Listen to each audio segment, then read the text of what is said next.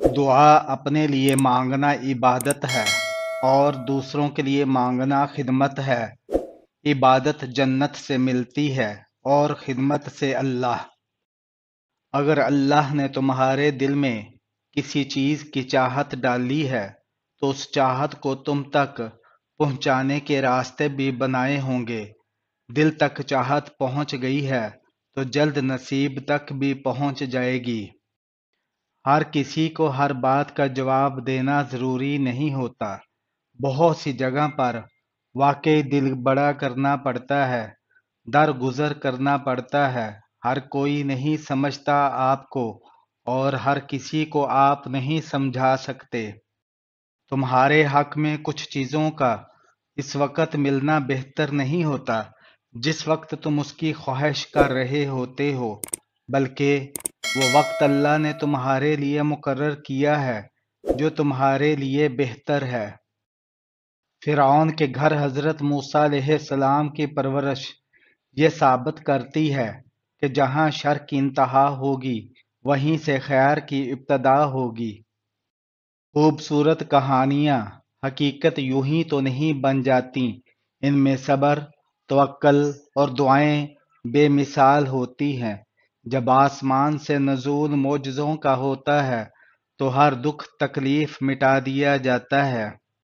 بند آنکھوں میں نظر آنے والے لوگ جو ہوتے ہیں دل کے اس کونے میں بستے ہیں جہاں محبت جنم لیتی ہے۔ دنیا کا خوبصورت انسان وہی ہے جس سے بات کرنا آسان ہو، جس سے مشکل میں مدد مانگنا آسان ہو اور جو دوسروں کی تکلیف محسوس کر سکتا ہو۔ کبھی کبھی حالات کے چابک اور وقت کا ہتھوڑا ہماری ذات کو اتنی تکلیف نہیں دیتے جتنا کسی بے تحاشا چاہنے والے کے الفاظ۔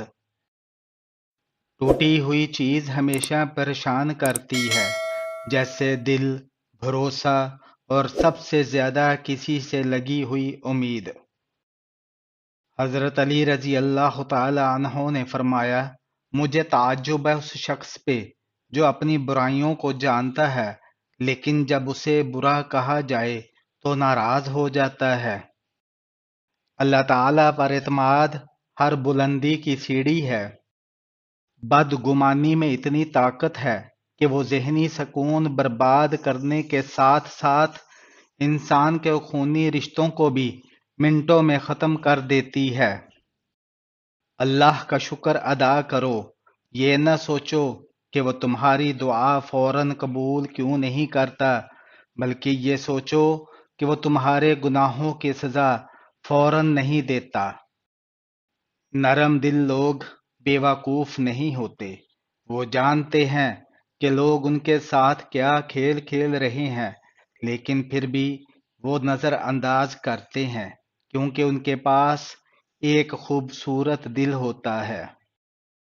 اگر لوگ تم سے متاثر ہو رہے ہیں تو تکبر مت کرو، شکر ادا کرو اپنے رب کا جس نے تمہارے عیب چھپا کر تمہیں لوگوں میں معزز بنا رکھا ہے۔ زندگی کسی کی بھی آسان نہیں ہوتی، زندگی کو آسان بنایا جاتا ہے پیار سے، خلوص سے، اپنائیت سے اور سب سے بڑھ کر برداشت سے۔ جس نے سکھ میں شکر ادا کیا اس نے دکھ میں اللہ کو اپنے قریب پایا۔ رشتے دل سے بنتے ہیں باتوں سے نہیں۔ کچھ لوگ بہت باتوں کے بعد بھی اپنے نہیں ہوتے اور کچھ خاموش رہ کر بھی اپنے بن جاتے ہیں۔ حضور صلی اللہ علیہ وآلہ وسلم نے ارشاد فرمایا، خبردار حسد سے بچے رہو، کیونکہ حسد نے ہی قابیل کو اپنے بھائی کے قتل پر ابھارا تھا۔ کچھ لوگ اپنے خلوص کی وجہ سے اور کچھ لوگ اپنی منافقت کی وجہ سے عمر بھر یاد رہ جاتے ہیں۔ کوشش کریں کہ آپ کی پہچان اچھے کردار کی وجہ سے ہو۔ اختلاف ڈٹ کر کریں لیکن منافقت کبھی نہ کریں۔ اختلاف جرات مند دلیر اور خاندانی لوگ کرتے ہیں، جبکہ منافقت بزدلوں اور بد نسلوں کی صفت ہے۔ حضور صلی اللہ علیہ وآلہ وسلم نے ارشاد فرمایا، بے شک اللہ تعالیٰ کی نعمتوں کے بھی کچھ دشمن ہے۔ پوچھا گیا، یا رسول اللہ صلی اللہ علیہ وآلہ وسلم، نعمتوں کے دشمن کون ہے؟ فرمایا، یہ وہ دشمن ہے جو لوگوں سے ان کی نعمتوں کی وجہ سے حسد کرتے ہیں جو اللہ نے اپنے فضل سے انہیں دی ہیں۔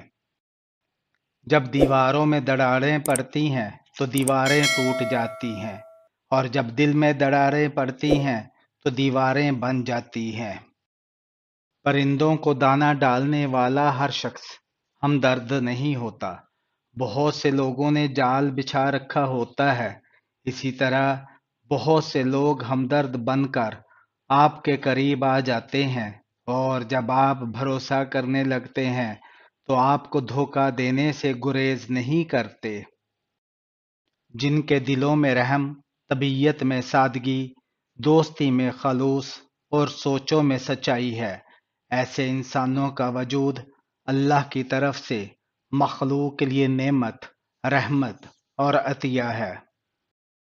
ہم ایک ایسے معاشرے میں جی رہے ہیں جہاں صرف ایک چھوٹی سی غلط فہمی کو وجہ بنا کر سالوں کے تعلق پر پانی پھیر دیا جاتا ہے۔